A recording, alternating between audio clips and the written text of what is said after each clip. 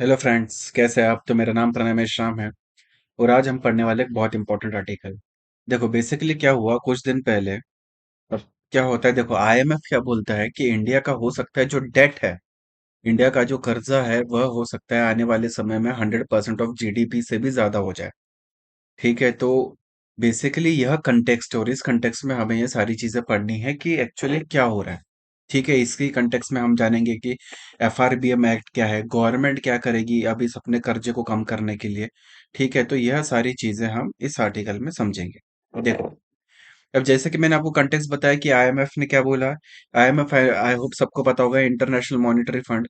Basically इसने क्या बोला है कि जो गवर्नमेंट का जो डेब्ट है, डेट यानी क्या है, कर्जा। अब क्या होता है, कई बार गवर्नमेंट का जो रेवेन्यू होता है, जो टैक्स नॉन टैक्स से जो गवर्नमेंट को पैसा होता है, कई बार वो क्या होता है, पर्याप्त नहीं होता है गवर्नमेंट की स्कीम चलाने के लिए, इंफ्रास्ट्रक्चर डेवलपमेंट करने के लिए। तो क्या करता है, और जो आपका रेवेन्यू है वह कम है पर गवर्नमेंट की एक्सपेंडिचर ज्यादा है। क्यों? अब एक्सपेंडिचर क्यों ज्यादा है? क्योंकि गवर्नमेंट को स्कीमें चलानी है, इंफ्रास्ट्रक्चर डेवलप करना है। तो अब इस गैप को फिल करने के लिए गवर्नमेंट क्या करती है, उधार में पैसा लेके आती है। अब उधार में पैसा कहाँ से लेके आएगी? गवर्नमेंट हो सकता है आपके लोकल मार्केट से पैसा उधार लेके आए। ठीक है, या तो फिर हो सकता है कि इंटरनेशनल मार्केट से पैसा लेके आए। और यह पैसा कैसे लेके आएगी? अब गवर्नमेंट इश्यू करेगी, बॉन्ड इश्यू करेगी, सिक्योरिटी इश्यू करेगी। ठीक है, और उसके बेसिस पे वह पैसा लेके आएगी। ठीक है, तो अब आईएमएफ का कहना है कि गवर्नमेंट ये जो जो डेट है, गवर्नमेंट का जो कर्जा है, वह काफी ज्यादा बढ़ गया है। और हो सकता है कि आने वाले समय में 2027-28 तक यह 100% ऑफ जीडीपी हो जाए। ठीक है, अब जो कंबाइंड डेट है, ठीक है, जो कंबाइंड कर्जा है सेंट्रल और स्टेट गवर्नमेंट का, यह कितना है, 81% ऑफ जीडीपी। कब? 2022-23 में। ठीक है, अब देखो कैसा होता है, सेंट्रल गवर्नमेंट भी कर्जा उठाती है अपने डेवलपमेंट स्कीम और प्रोजेक्ट्स को चलाने के लिए, और स्टेट गवर्नमेंट भी उठाती है।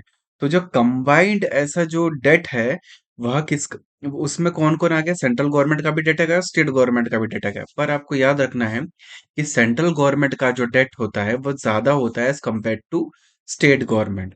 तो अभी जो 2023 में जो अभी जो डेट है इंडियन गवर्नमेंट का, कंपन जो टोटल डेट है सेंट्रल और स्टेट गवर्नमेंट का मिला के, वह है 81% ऑफ जीडीपी।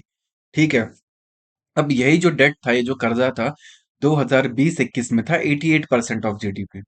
ठीक है, और यह भी आईएमएफ का वैसे कहना है कि अगर फेवरेबल सर्कमस्टेंसेस रहे तो यह भी हो सकता है कि डेट बढ़ने से ज्यादा कम हो जाए। ठीक है, तो आईएमएफ का यह भी कहना है कि हो सकता है अगर सब कुछ सही रहा तो 2027-28 तक क्या होगा, आपका डेट जो कम होके 70% हो जाएगा, जो अभी कितना है, 81%। अब इसमें, इसलिए आईएमएफ ने क्या बोला है, आईएमएफ ने बोला है आपको मीडियम टर्म फीजल पॉलिसी फ्रेमवर्क, यह आपका होना चाहिए। ऐसा आईएमएफ ने एडवाइस किया है गवर्नमेंट को कि क्या, आपका एक मीडियम टर्म फीजल पॉलिसी फ्रेमवर्क इस तरीके से होना चाहिए जो कि डेट को कंट्रोल करे। अब यह क्या होता है मीडियम टर्म फीजल पॉलिसी फ्रेमवर्क, इसको हम जानेंगे। एफआरबीएम एक्ट, इसका क्या महत्व है ये डेट को कंट्रोल करने के लिए, इसको हम जानेंगे।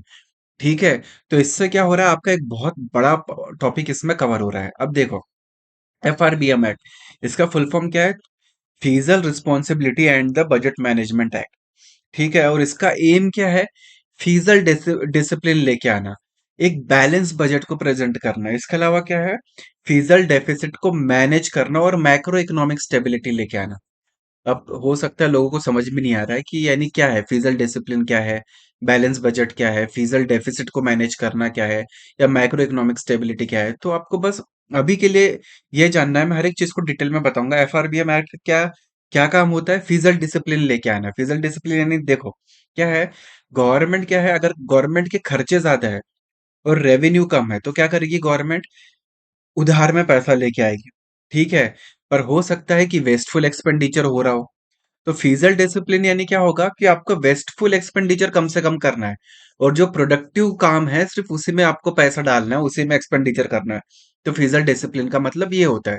ठीक है, एक बैलेंस बजट प्रेजेंट करना है आपको। मैं वही जैसे कि बताया मैंने, आपको कहीं पे भी वेस्टफुल एक्सपेंडिचर नहीं जेल लेके जाना है। आपको एक बैलेंस बजट प्रिपेयर करना है, आपको रेवेन्यू आपको देखना है कि आपके रेवेन्यू की सोर्स भी ओपन रहे, ठीक है। आप आपके टैक्स और नॉन टैक्स रेवेन्यू जो है उसका भी कलेक्शन ज्यादा मेंटेन रहे। ठीक है, जिससे कि आपका जो रेवेन्यू और एक्सपेंडिचर है वो कहीं ना कहीं एक बैलेंस्ड हो। ऐसा ना हो कि आपके एक्सपेंडिचर बहुत ज्यादा और रेवेन्यू कम है, ऐसा ना हो। आपको अपने रेवेन्यू को भी इंक्रीज करना पड़ेगा अलग अलग सोर्सेस से। टैक्स रेवेन्यू हो गया या फिर नॉन टैक्स सोर्सेस हो गया। तो आपको एक बैलेंस बजट प्रिपेयर करना पड़ेगा। आपको फिजल डेफिसिट को मैनेज करना पड़ेगा। फिजल डेफिसिट क्या होता है? देखो, जब आपका एक्सपेंडिचर ज्यादा है एज कंपेयर टू रेवेन्यू, तो क्या होता है? डेफिसिट होता है, यानी घाटा। तो इसको बोलते हैं फिजल डेफिसिट। यानी आपका एक्सपेंडिचर ज्यादा है, रेवेन्यू कम है, तो ये आपका हो गया फिजल डेफिसिट। अब मैक्रो इकोनॉमिक स्टेबिलिटी, मैक्रो यानी बड़े लेवल पे। मैक्रो इकोनॉमिक स्टेबिलिटी, आपका जो फाइनेंशियल सिस्टम है ऑल ओवर द कंट्री, उसकी स्टेबिलिटी मेंटेन रहे, यह होता है एफआरबीएम एक्ट का काम। ठीक है, एफआरबीएम का यह उद्देश्य है इसमें। ठीक है। अब एफआरबीएम का प्राइमरी ऑब्जेक्टिव क्या है? देखो, इसका जो प्राइमरी, जो सबसे जो मूलभूत इसका जो ऑब्जेक्टिव होता है वह ये होता है कि रेवेन्यू डेफिसिट को एड्रेस करना है। अब रेवेन्यू डेफिसिट क्या है? देखो, रेवेन्यू डेफिसिट क्या है? जब रेवेन्यू एक्सपेंडिचर आपका ज्यादा है as compare to revenue receipt, तो उसको बोला जाता है रेवेन्यू डेफिसिट। तो एफआरबीएम का प्राइमरी ऑब्जेक्ट क्या है? हमें रेवेन्यू डेफिसिट को कम करना है और इसको जीरो लेके आना है। और फिजल डेफिसिट को क्या करना है? उसको भी हमें कम लेके आना है। कितना? हमारा वैसे देखो, जब ये एफआरबीएम एक्ट आया था 2008 में, तो तब यानी तो जब 2008 में, तो हमारे तब उसके समय क्या टारगेट थे कि 3% ऑफ जीडीपी इसको हमको लेके आना है। ठीक है, किसको? देखो, हमारा जो फिजल डेफिसिट है उसको 3% ऑफ जीडीपी लेके आना, ये हमारा टारगेट था। पर अभी हमारा इस साल जो टारगेट है एफआरबीएम एक्ट के तहत, जो फिजल डेफिसिट का टारगेट है वो अलग है। ठीक है, तो हमको यह भी देखना है कि एफआरबीएम एक्ट में क्या होता है, अमेंडमेंट होते रहते हैं। और अमेंड में क्या हम है, जो हम गोल पोस्ट होता है वो शिफ्ट करते रहते हैं। मतलब जो फिजल डेफिसिट के जो टारगेट होते हैं हमारे, वह हम चेंज करते रहते हैं। ठीक है, तो प्राइमरी प्राइमरी ऑब्जेक्टिव क्या था एफआरबीएम का एक्ट का? आपको रेवेन्यू डेफिसिट कम करना है और फिजल डेफिसिट कम करना है। बस आपको ये सिंपल भाषा में ये जानना है। ठीक है। अब रेवेन्यू डेफिसिट क्या होता है? जैसे कि मैंने बताया कि रेवेन्यू एक्सपेंडिचर जब आपका ज्यादा होता है as compare to revenue receipt. अब रेवेन्यू एक्सपेंडिचर क्या होता है? देखो, गवर्नमेंट क्या है, सैलरी में पैसे देती है अपने एम्प्लॉयज को, पेंशन का पैसा देती है, डिफेंस एक्सपेंडिचर होता है। ठीक है, यह सारी चीजें को आप मान सकते हो रेवेन्यू एक्सपेंडिचर। और रेवेन्यू रिसिप्ट क्या होता है आपका? देखो, रेवेन्यू रिसिप्ट में टैक्स रिसिप्ट हो गए, नॉन टैक्स रिसिप्ट हो गए। यानी रेवेन्यू का मतलब क्या है? देखो, जो इसमें बेसिकली क्या हो रहा है, जो रिकरिंग है, जो बार बार आपको पैसा आ रहा है। फॉर एग्जाम्पल, रेवेन्यू रिसिप्ट में क्या आ गया? आपने किसी को लोन दिया था, सरकार ने, सपोज सेंट्रल गवर्नमेंट ने स्टेट गवर्नमेंट को लोन दिया था। अब स्टेट गवर्नमेंट उसको इंटरेस्ट पे कर रही है, तो वह आ जाता है रेवेन्यू रिसिप्ट में। जो रिकरिंग नेचर में होता है बेसिकली वो है। तो आपका इसमें क्या क्या आ गया? इंटरेस्ट पेमेंट हो गया, जो state government for example central government को दे रही है। इसके अलावा और क्या क्या हो सकता है आप सोचो। ठीक है, टैक्स रिसिप्ट हो सकते हैं, नॉन टैक्स रिसिप्ट हो सकते हैं। जैसे कि फॉर एग्जांपल आपको पता होगा कि हर यानी जीएसटी कलेक्शन हो गया आपका। ठीक है, डायरेक्ट टैक्स हो गया। तो ये सारी चीजें क्या हो गई आपकी रेवेन्यू रिसिप्ट में। या फिर गवर्नमेंट हो सकता है कि कभी कोई चीज बेचती है। ठीक है, तो गवर्नमेंट कुछ चीज बेचती है तो उसका कुछ पैसा हो गया। ठीक है, जैसे कि कोई बुक वगैरह, जैसे इंडिया ईयर बुक बेच रही है। ठीक है, तो उसका पैसा आ रहा है। तो ये सारी हो गई रेवेन्यू रिसिप्ट। जब आपके रेवेन्यू रिसिप्ट कम है और रेवेन्यू रिसिप्ट और रेवेन्यू की जो एक्सपेंडिचर है वह ज्यादा है, तो वो हो गया रेवेन्यू डेफिसिट। अब फीजल डेफिसिट क्या होता है? देखो, जब आपका टोटल एक्सपेंडिचर जो होता है वह बहुत ज्यादा होता है एज कंपेयर टू आपके रेवेन्यू रिसिप्ट, पर plus non debt creating capital receipt. अब non debt creating capital receipt क्या है? देखो, अब नॉन डेट का मतलब यानी क्या होता है? देखो, कर्जा, आपके ऐसा कैपिटल, यानी क्या हो रहा है, कई बार अगर सपोज आपने डिसइन्वेस्टमेंट कर दिया आपने अपने, फॉर एग्जांपल गवर्नमेंट की कोई कंपनी थी, उससे आपने शेयर बेच दिया अपने। ठीक है, तो क्या हुआ, आपको पैसा मिला, तो इससे क्या आपको कोई कर्जा हो रहा है? नहीं। तो यह होता है non debt creating capital receipt. ठीक है, तो फिजल डेफिसिट जब मैं टोटल एक्सपेंडिचर से रेवेन्यू रिसिप्ट और non debt creating capital receipt को हटाता हूं, तो मुझे मिलता है फिजल डेफिसिट। अब प्राइमरी डेफिसिट भी आपको जानना है, आगे आपको समझ में आएगा कि प्राइमरी डेफिसिट क्या है। देखो, प्राइमरी डेफिसिट बेसिकली क्या है, जब मैं फीजल डेफिसिट से इंटरेस्ट पेमेंट को हटाता हूँ। यानी क्या हो रहा है, देखो अब क्या होता है, गवर्नमेंट जो है जो भी लोन लेती है बाहर से, तो उसका इंटरेस्ट पेमेंट भी होता है। ठीक है। पर क्या मेरे इंटरेस्ट पेमेंट से कुछ कुछ ऐसा काम हो रहा है कि जिस जो प्रोडक्टिव है मेरी इकोनॉमी के लिए? नहीं। तो मैं जब अपने फीजल डेफिसिट से जब मैं इस इंटरेस्ट पेमेंट को हटाता हूँ, तो मुझे पता चलता है कि ये मेरा प्राइमरी डेफिसिट है। यानी प्राइमरीली इतना मेरा पैसा है जो खर्च हो रहा है किसी प्रोडक्टिव काम में। ठीक है। तो ये होता है प्राइमरी डेफिसिट। अब अब एफआरबीएम एक्ट के बारे में हम थोड़ा जानते हैं। ठीक है। एफआरबीएम एक्ट को एनेक्ट किया गया था 2003 में। ठीक है। अब जैसे कि मैंने ऊपर भी बताया था कि 2008 में, देखो मैंने 2008 का क्यों एग्जांपल लिया था, क्योंकि तब ग्लोबल फाइनेंशियल क्राइसिस हुए थे। तो क्या हो रहा था, 2007-8 के अराउंड तो ग्लोबल फाइनेंशियल क्राइसिस हुए थे। तब हमारा क्या टारगेट था कि फिजिकल डेफिसिट को 3% ऑफ जीडीपी में रखना है। अब जब एफआरबीएम एक्ट आता है 2003 में, तो उसमें क्या बोला जाता है, इसमें यह बोला जाता है कि हमको फीजल मैनेजमेंट करना है, एक फीजल डिसिप्लिन मेंटेन रखना है। ठीक है। और हमें फीजल डेफिसिट को कम करना है। अब आपको सारे टर्म समझ में आ रहे होंगे, मैंने अभी आपको ऊपर में बताया कि फीजल डेफिसिट क्या है, फीजल डिसिप्लिन कैसे मेंटेन करते हैं, फीजल मैनेजमेंट कैसा करते हैं। अब आपको समझ में आ गया होगा। ठीक है। तो आपको इसका ईयर याद रखना है, एफआरबीएम एक्ट का 2003 में आता है। उससे क्या ऑब्जेक्टिव होते हैं यह भी आपको याद रखना है। बेसिकली इसका क्या काम है, रेवेन्यू डेफिसिट को कम करना है, फीजल डेफिसिट को कम करना है, फीजल डिसिप्लिन को मेंटेन रखना है। अब एफआरबीएम एक्ट फोर्स में कब आता है, देखो 5 जुलाई 2004 को, जब 2003 में उसका लॉ पास होता है और 2004 में यह फोर्स में आ जाता है, इफेक्ट में आ जाता है। अब इसके तहत क्या है, गवर्नमेंट एक क्लियर टारगेट सेट करती है। ठीक है। और टारगेट किसके लिए है, गवर्नमेंट के फाइनेंसेस को मैनेज करने के लिए, फीजल डिफिसिट को कंट्रोल करने के लिए बेसिकली इसका यह काम था। और इसका और क्या काम था, देखो अगर आप अपने फिजल डेफिसिट को कंट्रोल कर पाते हो, फिजल डिसिप्लिन मेंटेन कर पाते हो, तो जो आपका फिजल इम्बैलेंसेस है वह भी कंट्रोल में रहेंगे। ठीक है। तो इसका यह काम था। इसके अलावा क्या है, देखो जब एक गवर्नमेंट टारगेट सेट करती है कि मुझे fizzle deficit for example 3% of GDP तक लेके आना है, रेवेन्यू डेफिसिट 0% तक लेके आना है, तो मैं क्या, इसका मतलब क्या है, अब मैं जो अपने टारगेट है मैंने अब जनता को बता दिया कि मेरा ये टारगेट है। तो अब मैं जो पॉलिसीज बनाऊंगा वो भी इसके लिए होंगी कि जिससे मेरा फिजल डेफिसिट कम हो, रेवेन्यू डेफिसिट कम हो। तो यानी इससे क्या होगा, ट्रांसपेरेंसी और अकाउंटेबिलिटी इंक्रीज होगी गवर्नमेंट की। यानी अब गवर्नमेंट की जवाबदारी है, उसको बताना पड़ेगा कि वो किस तरीके से अपने फिजल डेफिसिट को कम करेगी। ठीक है। अपनी किस तरीके से वो फाइनेंशियल पॉलिसीज को और सस्टेनेबल बनाएगी। ठीक है। और किस तरीके से एक मैक्रो इकोनॉमिक स्टेबिलिटी, मैक्रो यानी कंट्री के लेवल, और माइक्रो यानी आप इंडिविजुअल के लेवल पे बोल सकते हो। ठीक है। तो मैक्रो इकोनॉमिक स्टेबिलिटी देखनी है। ठीक है। और लॉन्ग टर्म फिजल पॉलिसी किस तरीके से अचीव हो पाएगी। तो यानी इससे क्या हो रहा है, ओवरऑल इस एक्ट से हम ट्रांसपेरेंसी और अकाउंटेबिलिटी को प्रमोट कर रहे हैं। इसके अलावा क्या होता है, यह एक्ट जो है एक स्पेसिफिक फिजल टारगेट्स लेके आता है। ठीक है। और उसमें क्या है, जैसे कि मैंने अभी आपको ऊपर में भी बताया था, रेवेन्यू डेफिसिट को आपको रिड्यूस करना है और फिजल डेफिसिट को रिड्यूस करना है एक स्पेसिफिक टाइम पीरियड में। ठीक है। अब इसके अलावा क्या होता है, गाइडलाइन होते हैं। गाइडलाइन किसके लिए है, देखो गवर्नमेंट जो है अपने डेफिसिट को फाइनेंस करने के लिए बोरोइंग करती है। तो इसमें गाइडलाइन होगी कि किस तरीके से आप अपने जो जो बोरिंग है, जो डेट है, उसको आप मैनेज करोगे। ठीक है। और इससे क्या होगा, एक फीजल डिसिप्लिन मेंटेन रहेगी और आपकी एक सस्टेनेबल तरीके से एक इकोनॉमिक ग्रोथ होते रहेगा। तो अब तक हमने क्या सीखा, एफआरबीएम एक्ट का full form, fizzle responsibility and budget management act, कब आया था, 2003 में इसको पार्लियामेंट में पास किया था। फोर्स में कब आया था, 2004 में आया था। ऑब्जेक्टिव क्या है, फिजल डिसिप्लिन को मेंटेन करना, फिजल डेफिसिट को टारगेट करना, और इसके अलावा एक सस्टेनेबल इकोनॉमिक ग्रोथ मेंटेन करना। ठीक है।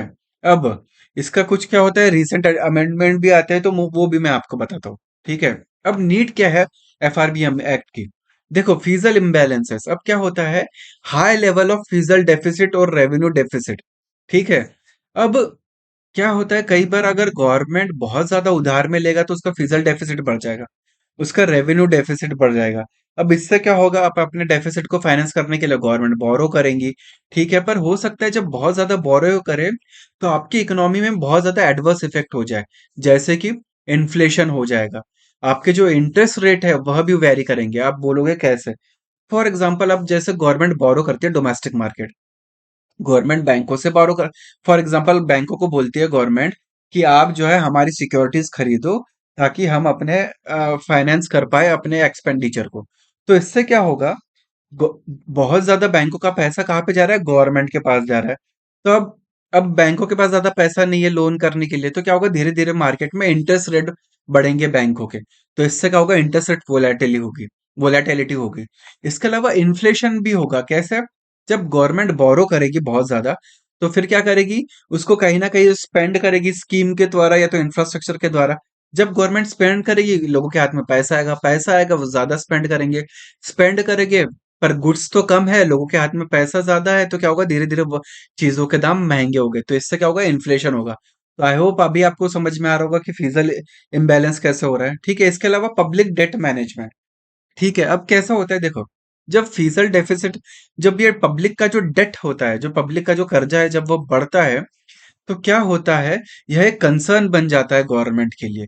अगर बहुत ज्यादा उधारी हो गई तो ये तो चिंता की बात हो जाती है, ठीक है। इसलिए एक इफेक्टिव डेट मैनेजमेंट पॉलिसी होना बहुत जरूरी है। क्यों? क्योंकि देखो, अगर पब्लिक डेट अगर एक अनसस्टेनेबल लेवल पे हो जाता है, जो हम हैंडल नहीं कर पाए, तो इससे क्या होगा, हमारी इकोनॉमिक ग्रोथ पे बहुत ज्यादा असर पड़ेगा, ठीक है। अब इसके अलावा मैक्रो इकोनॉमिक स्टेबिलिटी देखो, फीजर, अब क्या होता है, एक फीजल डिसिप्लिन गवर्नमेंट के द्वारा फॉलो करना बहुत ज्यादा जरूरी होता है। क्यों? क्योंकि हमें चाहिए मैक्रो इकोनॉमिक स्टेबिलिटी। अगर फीजल डेफिसिट बहुत ज्यादा रहा तो क्या हो सकता है, जैसे कि मैंने अभी आपको बताया ऊपर, इन्फ्लेशन हो सकता है, ट्रेड इम्बैलेंसेस हो सकते हैं, और आपकी इकोनॉमी में इंस्टेबिलिटी आ सकती है, ठीक है। अब इसके अलावा इन्वेस्टर कॉन्फिडेंट, अब क्या होता है, जब अगर आपका फीजल पॉलिसीज जो है वह साउंड है, ठीक है, गवर्नमेंट जो है बहुत ज्यादा बोरो नहीं कर रही है, अपने अपने जो चीजें हैं, गवर्नमेंट जो अपनी पॉलिसीज वगैरह सही तरीके से हैंडल कर रही है, गवर्नेंस अच्छे से कर रही है, आपकी फीजल पॉलिसी बढ़िया है, आपका बजट मैनेजमेंट अच्छा है, तो क्या होता है, बाहर के जो इन्वेस्टर्स है तो उनका कॉन्फिडेंस बूस्ट होता है। उनको लगता है कि नहीं, ये कंट्री का जो जो जो उनकी फीजल सिस्टम है, जो फीजल पॉलिसी है, जो फाइनेंशियल ओवरऑल सिस्टम है, वो क्या है, बैलेंस्ड है। तो इससे मेरा इन्वेस्टर जो है, जो बाहर के, उनका कॉन्फिडेंस बढ़ता है, और वह पैसा इन्वेस्ट करते हैं, ठीक है, एफडीआई के थ्रू, ठीक है। अब इससे क्या होता है, गवर्नमेंट ज्यादा से ज्यादा अपना इन्वेस्टमेंट अट्रैक्ट कर पाएगी। तो इसलिए एक बैलेंस और एक स्टेबल फीजल पॉलिसी होना बहुत जरूरी है। एक आपका जो बजट डेफिसिट, जो फीजल डेफिसिट है, वह भी कम होना बहुत जरूरी है। इसके अलावा क्या है, देखो, आपकी एक लॉन्ग टर्म इकोनॉमिक ग्रोथ होती है। देखो क्या होता है, गवर्नमेंट जो है, अगर सपोज बहुत ज्यादा बोरो करती है और वेस्टफुल एक्सपेंडिचर करती है, तो उससे क्या होगा, कुछ आपका इकोनॉमिक ग्रोथ हो पाएगा क्या? नहीं। पर अगर आप थोड़ा, आप डिसिप्लिन, फीजल डिसिप्लिन आप अपना रहे हो, तो आप जो है, अब जो एक्सपेंडिचर करोगे, सिर्फ काम की चीजों पे करोगे, जिससे कि क्या होगा, आपका ओवरऑल जो इकोनॉमिक ग्रोथ होगा वह सही तरीके से हो पाएगा, प्रोडक्टिव तरीके से हो पाएगा, ठीक है। इसके अलावा रिसोर्स एलोकेशन, अगर आपकी फीजल पॉलिसी डिसिप्लिन्ड है, तो क्या होगा, आप जो है रिसोर्स एलोकेशन को और इफिशिएंट करोगे। अब कैसे, यह कैसे करोगे, आप अननेसेसरी एक्सपेंडिचर को कम कर दोगे, ठीक है, और सिर्फ इसेंशियल सेक्टर को आप पैसा दोगे। तो इससे क्या होगा, रिसोर्स एलोकेशन भी इंप्रूव होगा, आपकी क्रेडिट वर्दीनेस बढ़ेगी। अभी जैसे कि मैंने बताया ऊपर ही, क्या होता है, देखो, अगर आपकी फिजल पॉलिसी बढ़िया है, अगर आपके, आप ज्यादा बोरो नहीं कर पा रहे हो, तो आपके क्या है, फाइनेंशियल इंडिकेटर्स बढ़िया है, और कल जाके जब आप मार्केट में पैसा बोरो करने जाओगे, तो आपको ज्यादा इंटरेस्ट पेमेंट करने की जरूरत नहीं पड़ेगी। क्यों? क्योंकि बाहर के लोगों को पता है कि इनकी जो इकोनॉमी है वह स्टेबल है, पैसा वापस आ जाएगा, तो आपसे ज्यादा इंटरेस्ट रेट चार्ज नहीं करेंगे, ठीक है। इसके अलावा क्या होता है, गवर्नमेंट की अकाउंटेबिलिटी, अब एफआरबीएम एक्ट जो है, वह टारगेट सेट करता है कि आपको फिजल डेफिसिट को इस लेवल तक कम करना है, रेवेन्यू डेफिसिट को इस लेवल तक कम करना है, और क्या है, तो इससे क्या है, गवर्नमेंट की अकाउंटेबिलिटी बढ़ जाती है। कैसे? क्योंकि अब गवर्नमेंट को इस तरीके से पॉलिसी बनानी पड़ेगी कि वह इन टारगेट को अचीव कर पाए, तो गवर्नमेंट की अकाउंटेबिलिटी बढ़ जाती है। इसके अलावा क्या होता है, सेफगार्डिंग द फ्यूचर जनरेशन, अब सेफगार्डिंग फ्यूचर जनरेशन कैसे, देखो, अगर गवर्नमेंट बहुत ज्यादा आज बोरो करती है, तो क्या होगा, कल जाके तो उसको इंटरेस्ट पेमेंट करना ही पड़ेगा। तो इससे क्या होगा, देखो, कल जाके जब आप इंटरेस्ट पेमेंट कर ही रहे हो तो आने वाली फ्यूचर जनरेशन पे उसका इंटरेस्ट बर्डन चला जाएगा, और वह क्या है, अपना इन्वेस्टमेंट जो है वह ग्रोथ एंड डेवलपमेंट के लिए नहीं कर पाएगी। अगर आज की तारीख में अगर गवर्नमेंट बहुत ज्यादा लोन ले लेती है, बहुत ज्यादा डेट हो जाता है, तो आने वाले समय में जो फ्यूचर जनरेशन है उस पे इसका बोझ पड़ेगा। ठीक है, क्यों? क्योंकि बहुत ज्यादा आपका जो रेवेन्यू आ रहा है वो तो इंटरेस्ट पेमेंट में ही चला जाएगा, और जो जनता है उस पे टैक्स बर्डन बहुत ज्यादा बढ़ेगा। क्यों? क्योंकि इंटरेस्ट पेमेंट के लिए पैसा कहाँ से आएगा? लोगों पे आप टैक्स डालोगे। तो फ्यूचर जनरेशन को भी सेफगार्ड करने के लिए एफआरबीएम एक्ट के प्रोविजन को फॉलो करना बहुत जरूरी है। इसके अलावा फिजिकल ट्रांसपेरेंसी, जैसे कि मैं अभी आपको बताया, ट्रांसपेरेंसी अकाउंटेबिलिटी कैसे बढ़ती है इस एक्ट से। ठीक है, अब इसके फीचर कैसे है देखो। एफआरबीएम एक्ट के तहत एक टारगेट सेट किए जाते हैं, क्या? कि फिजिकल डेफिसिट को आपको एक अमाउंट तक कम करना है, रेवेन्यू डेफिसिट को आपको एक अमाउंट तक कम करना है। तो एफआरबीएम एक्ट क्या करता है? एक टारगेट सेट करता है। इसके अलावा एक medium term physical policy framework, इसका मतलब क्या है? गवर्नमेंट जो है आने वाले फॉर एग्जांपल 5 सालों के लिए वह एक टारगेट सेट करती है, एक अपनी फिजिकल पॉलिसी बनाती है कि किस तरीके से वो फिजिकल डिसिप्लिन करेगी, किस तरीके से अपना रेवेन्यू इंप्रूव करेगी। ठीक है, तो इन सब सारी चीजों को लेके क्या करती है, एक medium term physical policy framework बनाया जाता है। मीडियम टर्म यानी आने वाले 5 से 3 साल तक आप बोल सकते हो। एक ऐसा पॉलिसी फ्रेमवर्क बनाना जिससे आपका डेफिसिट कम हो, रेवेन्यू बढ़े, एक्सपेंडिचर वेस्टफुल ना हो, और आपका जो डेट है वह कम हो। इसके अलावा क्या है देखो, बाइंडिंग नेचर। अब जो फीजल टारगेट्स होते हैं एफआरबीएम एक्ट के तहत, वो क्या होता है? बाइंडिंग होता है गवर्नमेंट पे, और यह लीगली जरूरी होता है गवर्नमेंट को कि इस टारगेट को वह अचीव करे। अब फीजल पॉलिसी स्टेटमेंट देना पड़ता है। अब देखो एक्ट क्या बोलता है सेंट्रल गवर्नमेंट और स्टेट गवर्नमेंट को, कि उनको एक फीजल रिस्पॉन्सिबिलिटी का एक स्टेटमेंट देना पड़ेगा, जिसमें वो एक स्ट्रेटेजी बताएंगे डिटेल में कि वो किस तरीके से अपने फीजल डिसिप्लिन को अचीव करेंगे और फीजल टारगेट्स को अचीव करेंगे। ठीक है, और डेट लिमिटेशन। अब देखो यह एक्ट क्या बोलता है, यह एक लिमिट इंपोज करता है कि गवर्नमेंट कितना कर्जा ले सकती है, both at the central and the state level. ठीक है, जिससे कि क्या हो जाए, जो बोरोइंग है जो वह एक अनसस्टेनेबल लेवल पे ना पहुंच जाए। ठीक है, तो एक बोरिंग जो एक मिनिमम लिमिट पे रहे और अनसस्टेबल ना हो जाए, इसलिए एक डेट लिमिटेशन होता है। अब इसके अलावा ट्रांसपेरेंसी एंड अकाउंटेबिलिटी, देखो एफआरबीएम एक्ट क्या बोलता है, ट्रांसपेरेंसी की बात करता है फिजिकल ऑपरेशन में। मतलब गवर्नमेंट को क्या है, एनुअल बजट प्रेजेंट करना पड़ेगा, जिसमें वह बताएगा कि उसकी फिजिकल पॉलिसी क्या है।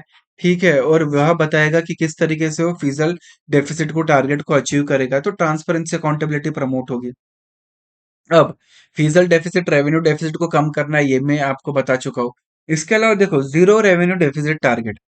अब इसमें क्या बोला जाता है कि आपको ओवर पीरियड ऑफ टाइम आपको क्या करना है, गवर्नमेंट को एक सफिशिएंट रेवेन्यू जनरेट करना है ताकि वह अपने एक्सपेंडिचर को मीट कर सके।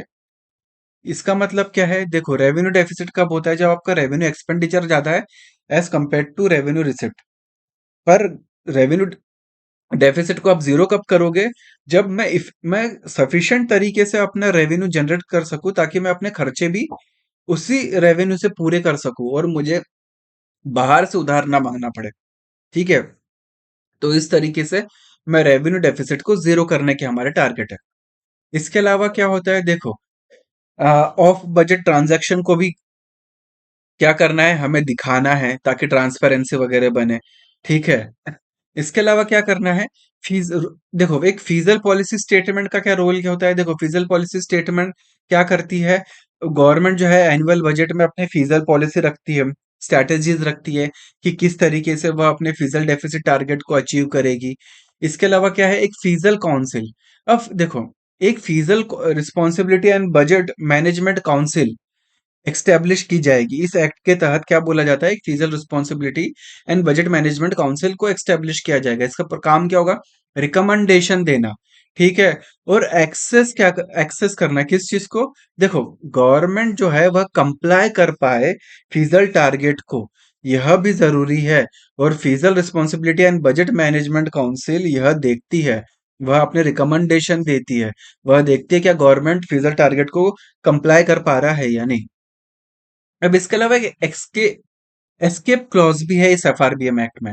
अब एस्केप क्लॉज क्या है देखो, क्या होता है कई बार नेशनल सिक्योरिटी खुद को ध्यान में रखते हुए, या फिर अगर सपोज कभी कोई नेचुरल कैलेमिटी आ गई, कोई बाढ़ आ गई, कोई सूखा पड़ गया, ठीक है, कोई साइक्लोन आ गया, या फिर आपकी कोई सिक्योरिटी थ्रेट हो गया, कहीं दूसरी कंट्री से आप पे थ्रेट हो गया, कोई वॉर वॉर हो गई, या फिर आपका सपोज एग्रीकल्चर ही कोलैप्स हो गया, फॉर एग्जाम्पल अचानक सूखा पड़ जाता है और कोई फसल ही पैदा नहीं होती है, ठीक है, क्लाइमेट चेंज की वजह से।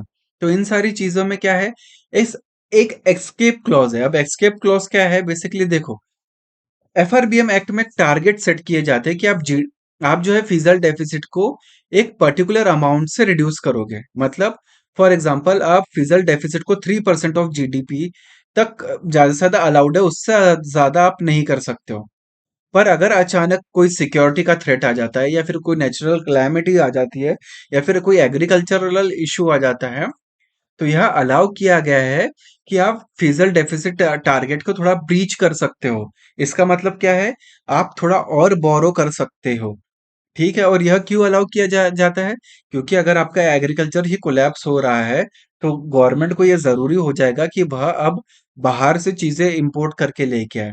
फॉर एग्जाम्पल आप, आपका एग्रीकल्चर ही कोलैप्स हो रहा है, तो आप क्या करोगे, बाहर से ऑनियन टमाटो ये सब एक्सपोर्ट करोगे, पर इसके लिए लगेगा पैसा, और पैसा कहाँ से आएगा, गवर्नमेंट बोरो करेगी, ठीक है। तो इसलिए एस्केप क्लॉज दिया गया है एफआरबीएम एक्ट में, ठीक है। अब इसके अलावा क्या है, देखो एफआरबीएम एक्ट के लिए एक एनके सिंह कमेटी बनती है। अब एनके सिंह कमेटी कब बनती है, 2016 में। अब इसमें इस एनके सिंह कमेटी ने क्या बोला था, देखो, जो फिजिकल डेफिसिट के जो टारगेट है, वह काफी ज्यादा स्ट्रिंजेंट है, ऐसा बोला गया था एफआर एनके सिंह कमेटी के द्वारा, ठीक है। तो इसलिए उन्होंने बोला था कि एक फ्लेक्सिबिलिटी होनी चाहिए। क्यों? क्योंकि देखो आज की तारीख में क्या हो रहा है, इकोनॉमी में चेंजेस आ रहे हैं, ठीक है, इकोनॉमी में थोड़ा डायनामिज्म आ रहा है, और हर नेशन के क्या होता है, प्रायोरिटीज चेंज होते हैं, सेक्टरल रिफॉर्म्स आते हैं, ठीक है। तो इसलिए कहीं ना कहीं यह जरूरी है कि यह जो टारगेट है फिजिकल डेफिसिट के, वह इतने रिजिड ना रहे, पर फ्लेक्सिबल रहे। क्योंकि फ्लेक्सिबल रहेंगे तो गवर्नमेंट क्या है, ज्यादा इन्वेस्ट कर पाएगी, कैपिटल एक्सपेंडिचर कर पाएगी, इंफ्रास्ट्रक्चर बना पाएगी, जिसके जिसके जिससे क्या होगी, आपकी इकोनॉमी जो है वह तैयार हो पाएगी आने वाले जो चेंज हो रहा है, जो जैसे कि जो फोर्थ इंडस्ट्रियल रेवोल्यूशन है, अब उसको प्रिपेयर करने के लिए कहीं ना कहीं बहुत ज्यादा इंफ्रास्ट्रक्चरल इन्वेस्टमेंट करने की जरूरत है। और गवर्नमेंट ही है जिसके पास इतना पैसा होता है कि वह इंफ्रास्ट्रक्चरल इन्वेस्टमेंट कर सके। इसलिए ये जो एफआरबीएम के जो रिजिड टारगेट होते हैं, वह नहीं होना चाहिए, ऐसा बोला गया है, ठीक है। यह किसने बोला, एनके सिंह कमेटी ने, कि एफआरबीएम एक्ट के तहत जो टारगेट है वो रिजिड ना हो, फ्लेक्सिबल हो, ठीक है। और इसके अलावा क्या बोला गया है, देखो, जो टारगेट है फिजिकल डेफिसिट का, उसको 3% ऑफ जीडीपी तक रखना है। फिर उसको 2020 तक क्या करना है, थोड़ा और कम करके लेके आना है, 2.8%। फिर उसको 2023 तक 2.5% तक लेके आना है। पर एक्चुअल में क्या हुआ, ऐसा हुआ नहीं, ठीक है। हाँ, हमने एक चीज मानी, पर बाकी जो चीजें हैं कि एफआरबीएम एक्ट में जो फिजिकल डेफिसिट है, हम धीरे धीरे कम करेंगे, पर ऐसा हो नहीं पाया। क्यों नहीं हो पाया, क्योंकि कोविड आ गया, रशिया यूक्रेन वॉर होगी, ठीक है, तेलों के दाम बढ़ गए। तो क्या हुआ, हमारा जो फिजिकल डेफिसिट का टारगेट है हम अचीव नहीं कर पाए। इसलिए फिर एफआरबीएम एक्ट में अमेंडमेंट हुए, और हमने जो टारगेट है उसको बढ़ा दिया, ठीक है। अब अब लेटेस्ट चेंजेस क्या है, देखो, जो रोलिंग टारगेट था बजट डेफिसिट का, इसको रीसेंट अमेंडमेंट, देखो क्या होता है, एफआरबीएम एक्ट में एक रीसेंट अमेंडमेंट होता है। जैसे कि मैंने बताया कि जो टारगेट है एफआरबीएम एक्ट के तहत कि कितना परसेंट आपको फिजिकल डेफिसिट कम हो रहा करना है, उसको आप क्या करते हो, सेट करते हो। पर आपको जब अगली बार के लिए जो टारगेट सेट करना है, तो क्या करते हो, आप एफआरबीएम एक्ट में अमेंडमेंट लेके आते हो, फिर आप टारगेट्स को चेंज करते हो। तब इसमें क्या हुआ, जो चेंजेस आए लेटेस्टली, इसमें यह बोला गया कि जो रोलिंग टारगेट है बजट डेफिसिट के, इसको इंक्लूड ही नहीं किया गया इस रिसेंट अमेंडमेंट में, ठीक है। कब, 2022-23 में। अब यह जो रोलिंग टारगेट बेसिकली क्या है, देखो, यानी इस साल हम इतना कम करेंगे, फॉर एग्जांपल इस साल हम 3%, फिर अगले साल 2.5%, फिर उसके अगले साल 2%, इस ऐसा धीरे धीरे करके हम क्या करेंगे, फिजिकल डेफिसिट को कम करेंगे। पर जो रीसेंट अमेंडमेंट हुए थे 2000, तो उसमें क्या हुआ, 2021-22 और 2022-23 में ये जो रोलिंग टारगेट है बजट डेफिसिट के, वह तो दिए ही नहीं गए, ठीक है।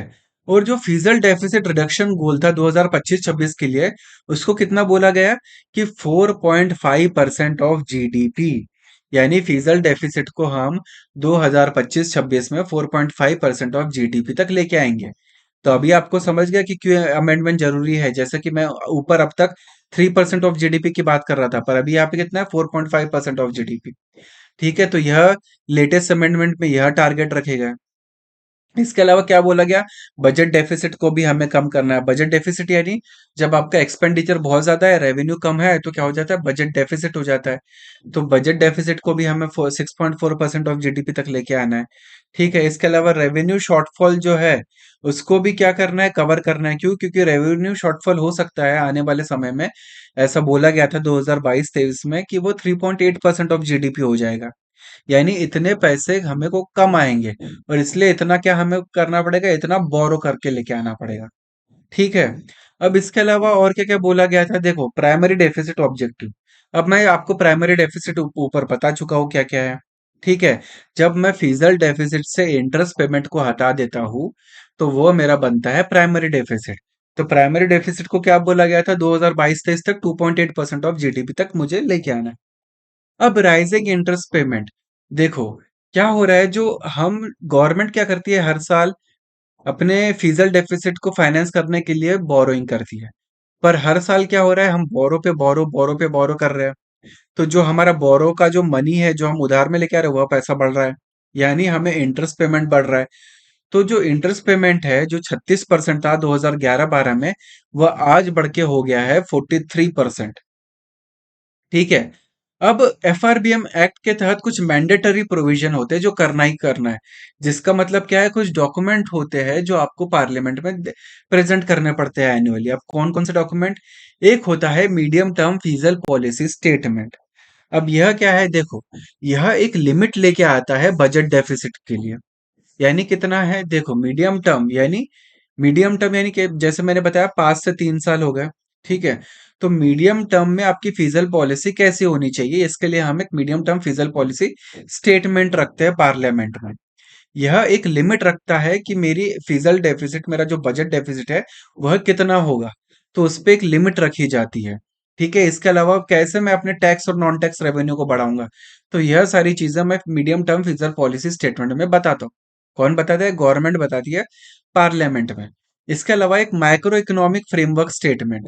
अब इसमें क्या होता है, देखो गवर्नमेंट जो है उसका, वह बताती है कि उसका एक ग्रोथ प्रोस्पेक्ट क्या है। ठीक है, गवर्नमेंट क्या सोच रही है कि उसका जो इकोनॉमी में, जो उसकी इकोनॉमी है, किस लेवल तक ग्रो करने वाली है। तो मैक्रो इकोनॉमिक फ्रेमवर्क स्टेटमेंट में यह सारी चीजें बताती हैं। दूसरा और एक डॉक्यूमेंट रखा जाता है, फिजल पॉलिसी स्ट्रेटेजी स्टेटमेंट। अब फिजल पॉलिसी स्ट्रेटेजी स्टेटमेंट क्या है, यह एक्सप्लेन करता है कि किस तरीके से जो करंट पॉलिसी है, वह एक साउंड फिजल मैनेजमेंट प्रिंसिपल को फॉलो कर रही है। और यह एक रीजन देता है कि क्यों जो डेफिसिट टारगेट है वह हम अचीव नहीं कर पाए, और क्यों हम उससे डेविएट कर गए। तो basically fizzle policy strategy statement में यह बताया जाता है कि क्यों हम फिजल पॉलिसी टारगेट को अचीव नहीं कर पाए, क्यों हम उस पर डेविएट कर गए। तो फिजल पॉलिसी स्ट्रेटेजी स्टेटमेंट में यह बताया जाता है। अब इसके अलावा क्या होता है, गवर्नमेंट के लिए कुछ टारगेट होते हैं कि फिजल डेफिसिट को एक पर्टिकुलर परसेंट ऑफ जीडीपी तक कम करना। तो यह जो एक मैंडेटरी प्रोविजन होता है कि कुछ जो डॉक्यूमेंट प्रेजेंट करना पड़ते हैं गवर्नमेंट को पार्लियामेंट में, तो कौन कौन से document, medium term fizzle policy statement, macro economic framework statement, fizzle policy strategy statement. तो यह सारे डॉक्यूमेंट जो है वो गवर्नमेंट को मैंडेटरी प्लेस करने पड़ते हैं कहाँ पे, पार्लियामेंट में। और इस पे क्वेश्चन भी आया था कि गवर्नमेंट को एफआरबीएम एक्ट के तहत कौन से डॉक्यूमेंट प्रेजेंट करने पड़ते हैं। यूपीएससी में इसका क्वेश्चन भी आया था, इसलिए मैं आपको ये सारी डिटेल में बता रहा हूँ। ठीक है, तो जो भी मैं पढ़ा रहा हूँ उसका एक एक चीज क्वेश्चन में आया था, यानी कहीं ना कहीं क्वेश्चन में आता है, इसलिए मैं ये सारी चीजें आपको पढ़ा रहा हूँ। ठीक है। अब स्टेट जो होते हैं, जो आपकी स्टेट गवर्नमेंट होती है, उसको अपना एफआरबीएम एक्ट खुद बनाना पड़ता है। पर उस पे एक लिमिट है, क्या, कि उसका जो फिजल डेफिसिट होगा वह 3% ऑफ जीडीपी से ज्यादा नहीं हो सकता। यह सीधा सीधा लिमिट है। तो एफआरबीएम एक्ट स्टेट का जो है स्टेट गवर्नमेंट खुद बनाएगी, और उसमें एक लिमिट होगी कि वह फिजिकल डेफिसिट 3% ऑफ जीडीपी से ज्यादा नहीं कर सकता है। ठीक है। अब इसके अलावा क्या है, प्रोहिबिशन भी है बोरोविंग की।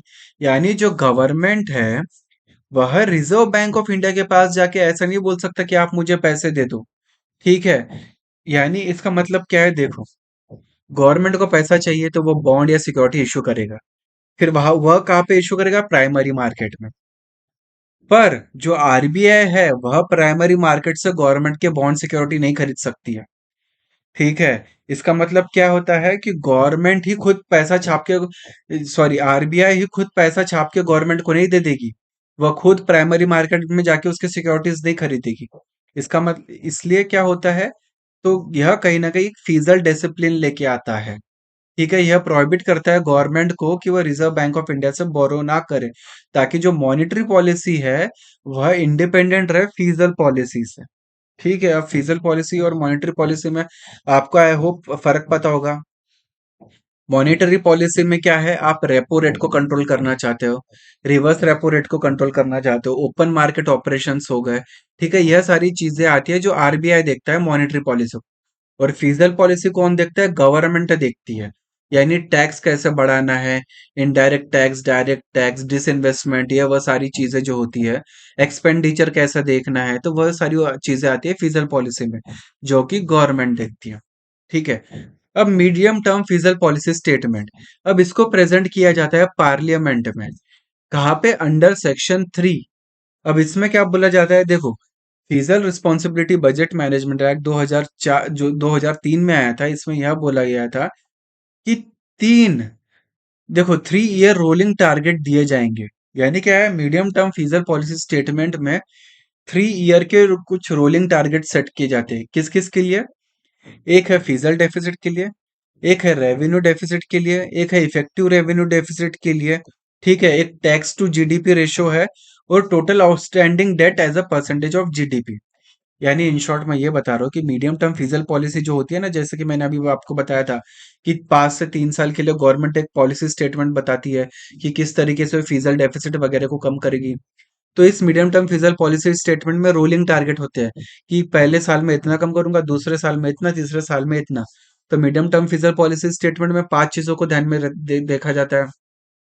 मुझे रेवेन्यू डेफिसिट कम करना है, मुझे इफेक्टिव रेवेन्यू डेफिसिट कम करना है। ठीक है। इफेक्टिव रेवेन्यू डेफिसिट यानी क्या है, जब मैं फिजिकल डेफिसिट को और ग्रांट्स को हटा, देखो, जब मैं फिजिकल डेफिसिट को में से ग्रांट को हटा देता हूँ। ग्रांट्स यानी क्या होता है, कई बार आपको पता होगा, सेंट्रल गवर्नमेंट ग्रांट में पैसा देती है स्टेट गवर्नमेंट को, पंचायती सिस्टम को। क्यों, क्योंकि वह डेवलपमेंट प्रोजेक्ट्स चला सके। तो अब ये जो पंचायत, फॉर एग्जांपल, उसको अगर मैं पंचायत को पैसा देता हूँ एज ए सेंट्रल गवर्नमेंट, एक पंचायत को पैसा देती है, तो पंचायत उससे फॉर एग्जांपल एक हॉस्पिटल बनाती है, एक स्कूल बनाती है। अब इससे क्या होगा, यह एक कैपिटल एसेट हो गया। ठीक है। तो इफेक्टिव रेवेन्यू डेफिसिट क्या करेगा, जब मैं फिजिकल डेफिसिट से मैं grant for creation of the capital asset यह हटा देता हूं, तो मुझे मिलता है इफेक्टिव रेवेन्यू डेफिसिट। तो मुझे अपना इफेक्टिव रेवेन्यू डेफिसिट भी कम करना है, फिजिकल डेफिसिट कम करना है। टैक्स टू जीडीपी रेशियो, इसका मतलब क्या है, इसको क्या करना है, बढ़ाना है। जैसे कि आपके टोटल जीडीपी में से कितने लोग टैक्स दे रहे हैं, तो कितना परसेंट लोग टैक्स दे रहे हैं, तो उसको भी आप बढ़ाना चाहोगे। इसके अलावा क्या हो रहा है, डेट टू जीडीपी रेशियो भी हमें कम करना है। यानी जो हमारी टोटल जीडीपी है उसका हम कितना परसेंट उधार मांग के ला रहे हैं। फॉर एग्जाम्पल, अभी कितना मैंने बताया था, 81% ऊपर, जो मैंने बताया ना, सबसे ऊपर अभी स्टार्टिंग में 81% हमारा डेट है। तो उसको धीरे धीरे हमें कम करना है। ठीक है। और आईएमएफ ने क्या बोला है, हो सकता है इंडिया का जो डेट टू जीडीपी रेशियो है वह बढ़ के 100% हो जाए। ठीक है। अब यह सारी चीजें थी। अब चैलेंजेस क्या है इसमें, देखो, कुछ चैलेंजेस भी जानना है। अब क्या है, आप बहुत ज्यादा एक फिक्स टारगेट पे रिलाई कर रहे हो। आप बोल रहे हो कि नहीं, 3% ऑफ जीडीपी तक हमको क्या करना है, फिजिकल डेफिसिट को कम करना है। पर क्या है, देखो, आपकी इकोनॉमी कैसी है, मार्केट इकोनॉमी है, जो डिमांड सप्लाई पे डिपेंड करती है। आपका जो सिचुएशन है इकोनॉमी का, काफी ज्यादा डायनेमिक है। तो इसलिए जो फिक्स टारगेट पे फिक्स रहना बहुत ज्यादा मुश्किल है। ठीक है। और यह सबसे बड़ा एक चैलेंज है, क्योंकि इसमें फ्लेक्सिबिलिटी की बात नहीं हो रही है। ठीक है। अब देखो, कई बार क्या होता है, अगर आपकी इकोनॉमी में रिसेशन है, तो यह गवर्नमेंट के लिए जरूरी हो जाता है कि वह क्या करे, पैसा बोरो करके लाए, इंफ्रास्ट्रक्चर वगैरह बनाए, पैसा स्पेंड करे, स्पेंड करेगी तो लोगों को एम्प्लॉयमेंट मिलेगा, एम्प्लॉयमेंट मिलेगा, लोगों के हाथ में पैसा आएगा, पैसा आएगा, लोग क्या करेंगे, उस पैसे को स्पेंड करेंगे, स्पेंड करेंगे, डिमांड बढ़ेगी, डिमांड बढ़ेगी, तो क्या होगा, इंडस्ट्री का आउटपुट बढ़ेगा, इंडस्ट्री का आउटपुट बढ़ेगा, जीडीपी बढ़ेगा, तो इससे ओवरऑल आपकी इकोनॉमी क्या करेगी, ग्रो करेगी। तो इसलिए काउंटर फिस्कल पॉलिसी जरूरी होती है। पर ये जो फिजल डेफिसिट एक्ट आपको क्या बोलते, ये जो एफआरबीएम एक्ट क्या बोलता है कि आप फिजल डेफिसिट को कम करना है, आप ज्यादा बोरो मत करो, ज्यादा स्पेंड मत करो। तो ये जो फिक्स टारगेट है, अब यह प्रिवेंट करते हैं गवर्नमेंट को काउंटर साइक्लिकल फिजल पॉलिसी। अभी मैं आपको जस्ट एक्सप्लेन किया था क्या है काउंटर साइक्लिकल फिजल पॉलिसी को। ठीक है, यानी गवर्नमेंट का एक्सपेंडिचर को बढ़ा देना स्लो डाउन के वक्त में। ठीक है, अब एस्केप क्लॉज, अब एस्केप क्लॉज तो दिया है आपने कि आप एफआरबीएम के टारगेट को 0.5% से आप ब्रीच कर सकते हो। पर इसमें दिक्कत यह है कि अकाउंटेबिलिटी बहुत ज्यादा लिमिटेड है। यानी अगर गवर्नमेंट जो है एफआरबीएम टारगेट को मीट नहीं कर पाती है, तो आप एस्केप क्लॉज का इस्तेमाल कर सकते हो। पर इसमें जो अकाउंटेबिलिटी है, जो लायबिलिटी है गवर्नमेंट की, अगर टारगेट मिस हो जाते हैं तो बहुत ज्यादा लिमिटेड है। अब इसके अलावा क्या है, वीक लिंकेजेस है किसके बीच में, पॉलिसी सेटिंग्स और इम्प्लीमेंटेशन के बीच में। यानी जो गवर्नमेंट पॉलिसी बनाती है फिजिकल डिसिप्लिन को अचीव करने के लिए, और जो आपके जो इम्प्लीमेंटेशन है उसमें जो लिंकेजेस है वह काफी ज्यादा वीक है, सही तरीके से नहीं है। ठीक है, अब इसके अलावा ट्रांसपेरेंसी एंड अकाउंटेबिलिटी फ्रेमवर्क। अब इसके देखो क्या है, अब आपने एफआरबीएम एक्ट के तहत तो एक एक टारगेट सेट कर दिया, गवर्नमेंट पॉलिसी भी सेट कर दे, गवर्नमेंट क्या है फिर पॉलिसी बनाएगी। पर इसमें दिक्कत क्या है, एक फ्रेमवर्क नहीं बनाया गया है कि किस तरीके से यह ट्रांसपेरेंसी और अकाउंटेबिलिटी प्रोवाइड की जाएगी। ठीक है, अगर फीस देखो, अब इसके अलावा और एक चीज मैं आपको बताता हूँ, जैसे देखो अब क्या होता है, अगर कभी फाइनेंशियल रिस्क आ जाते हैं तो उसका असेसमेंट प्रॉपर तरीके से नहीं होता है। देखो अब मैं इसको एक एग्जांपल के थ्रू बताता हूँ, नहीं तो आपको समझ में नहीं आएगा। देखो क्या होता है, अगर सपोज पे कमीशन, ठीक है, पे कमीशन आपको पता ही होगी क्या करती है। पे कमीशन क्या करती है, वह रिकमेंड करती है कि सपोज जो गवर्नमेंट के जो एम्प्लॉय है उसके सैलरीज बढ़ा दो। अब पे कमीशन ने तो बढ़ा दी, सैलरीज बढ़ा दो, पर सैलरीज किसको देनी है, गवर्नमेंट को देनी है, एम्प्लॉयमेंट एम्प्लॉयज को। अब गवर्नमेंट को सैलरीज देनी है पर उसका रेवेन्यू कम है, तो वो क्या करेगी, बोरो करके पैसा लेके आएगी। बोरो करेगी तो क्या होगा, एफआरबीएम एक्ट के तहत जो टारगेट है वह ब्रीच हो जाएंगे। तो ये जो जो रिस्क होते हैं, तो कई बार हम उसका इनसफिशिएंट असेसमेंट ही नहीं कर पाते। क्यों, क्योंकि सपोज पे कमीशन के कुछ रिकमेंडेशन आ गए, या फिर तेल के भाव बढ़ गए, फर्टिलाइजर के भाव बढ़ गए, कमोडिटी प्राइस बढ़ गए, इन्फ्लेशन आ गया। ठीक है, तो इन सारी चीजें से भी क्या होता है, जो फाइनेंशियल रिस्क होता है उसका असेसमेंट प्रॉपर तरीके से नहीं होता है, और इसलिए फिर क्या है, हम एफआरबीएम टारगेट को अचीव नहीं कर पाते हैं। ठीक है, तो अब कुछ सजेशन क्या है, देखो सजेशन तो पहला सजेशन ये है कि आप अपनी पहले तो फ्लीजल पॉलिसी को आप फ्लेक्सिबल करो, फिक्स टारगेट मत रखो, थोड़ा फ्लेक्सिबल लेके आओ। ठीक है, आप आर्बिट्ररीली जो आप ये जो लिमिट सेट कर रहे हो ना बजट डेफिसिट पे, ये सारी चीजें नहीं होनी चाहिए। इसके अलावा देखो जो क्लियरली डिफाइंड होना चाहिए एस्केप क्लॉज, और जो इसका एनफोर्समेंट है वह भी स्ट्रांग होना चाहिए। ठीक है, इसके अलावा क्या है, एक फीजल डेफिसिट की जो एक एक क्या है, पूरी तरह से एक रिपोर्टिंग होनी चाहिए। एक फीजल स्टेबिलिटी जो है बेसिकली क्या है, देखो गवर्नमेंट ने क्या स्टेप्स ली, ठीक है, किस तरीके से फिजिकल डिसिप्लिन रहा, तो इन सारी चीजों को लेके एक पूरी तरह से प्रॉपर रिपोर्ट करके आप प्रेजेंट करो।